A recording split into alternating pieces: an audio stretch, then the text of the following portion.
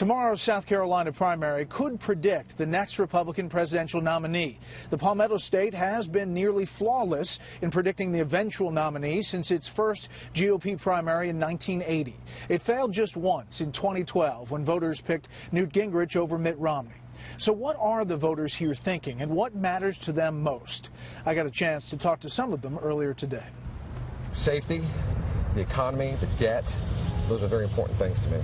Bill Garofalo has been a car dealer in Myrtle Beach for 20 years. As a business owner, when it came to this election, he knew the Republican he wanted to support from the start, Donald Trump. I've had this place for 20 years. I own it. No one's helped me. I don't get funding from anyone. This is all on me. So I understand I have, bills to pay.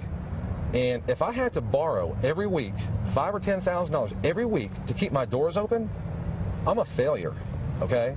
This country is borrowing billions of dollars. Now we're into trillions of dollars. We have failed. Our government has failed us. And we can't keep going. We can't go on any longer. You know, a Sanders or a Clinton, it's going to make it worse. They're going to go over the edge. It's going to be like Greece.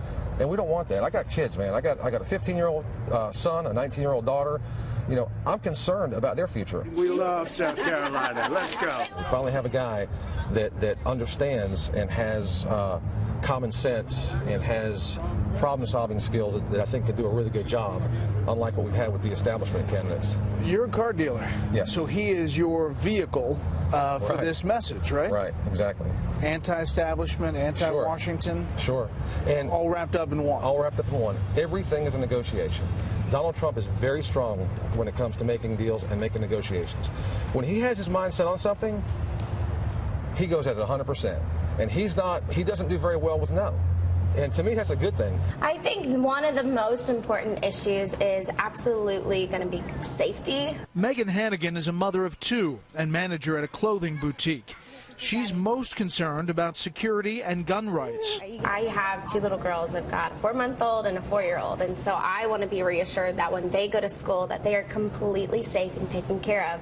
And with that, I feel confident that there should be a staff member on site who has a gun. I think it's our right. It is our right to carry. I think gun control is such an issue, and I think the agenda is really being pushed to take that right away. And I think it's really important to go back to like what our country was founded on and the conservative beliefs that we were founded on as a country. Yeah, so is there a candidate who kind of lines up for you? Rubio is definitely one of the ones that is resonating with me the most. But Megan says she may vote for Ted Cruz instead of Marco Rubio in the end. And your decision might be because Cruz is closer? Yeah, I think so. I think that should be a strategy that a lot of people think of.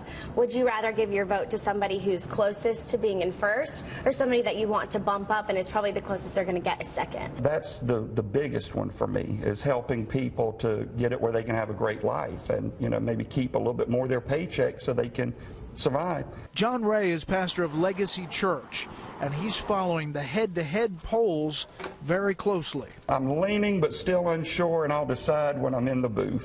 Did some research on Rubio, and looking at the national polls is what I've always looked at. Who's the best Republican candidate that can win? And, I was floored to see that Rubio was the only one to beat Hillary Clinton and Sanders. We need a candidate that can win, and I think that he's the one to do it. You're definitely not voting for Trump. Definitely, I would not vote for Trump for dog catcher. That's just the way I feel. Character, integrity, honor, and I was thinking about this earlier. I said, my goodness, if he acts this way in a presidential primary, how's he going to look on the world stage? Cruz doesn't light your fire?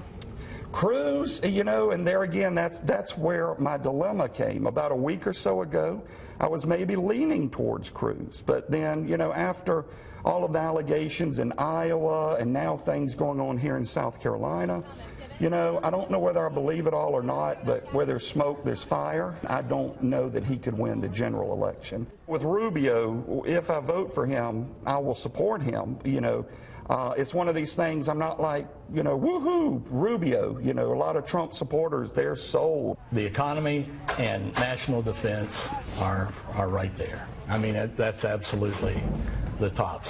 Don Weaver is a career guidance counselor at Ocean Bay Middle School. The kids there voted for Donald Trump and Bernie Sanders this morning in a mock election. Weaver, though, is still deciding. I like Trump, I like Cruz, I like Rubio, and I love Carson.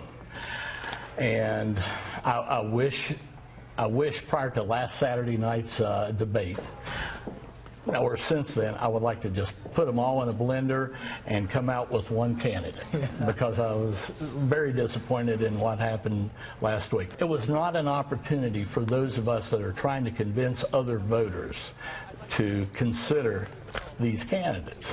It was embarrassing. So you say you like parts of all these candidates. You got to make a decision, right? And right now it's Trump, Cruz, Trump, Cruz. And as a former business person, I really like what Trump says. So I'll probably end up going Trump, along with my wife. Washington is so bloated and inefficient and ineffective and not fiscally sound. Johnny Bellamy is president of the Myrtle Beach Republican Women. She says she's leaning toward one candidate, but knows people supporting a lot of them. I have very close friends that are advocates of Ted Cruz, and close friends that I really like that love Trump, and then close friends that really like Kasich, and people that, you know, follow the Bushes and love the Bushes. I just don't think that we need another Clinton or Bush. We need a new generation. People talk about Rubio's experience or lack thereof, or his youth. And I remember John Kennedy was younger than Rubio, and I consider him, you know, a very inspiring leader and articulate and inspiring. And you knew that he loved America. So the American dream is what we're fighting for.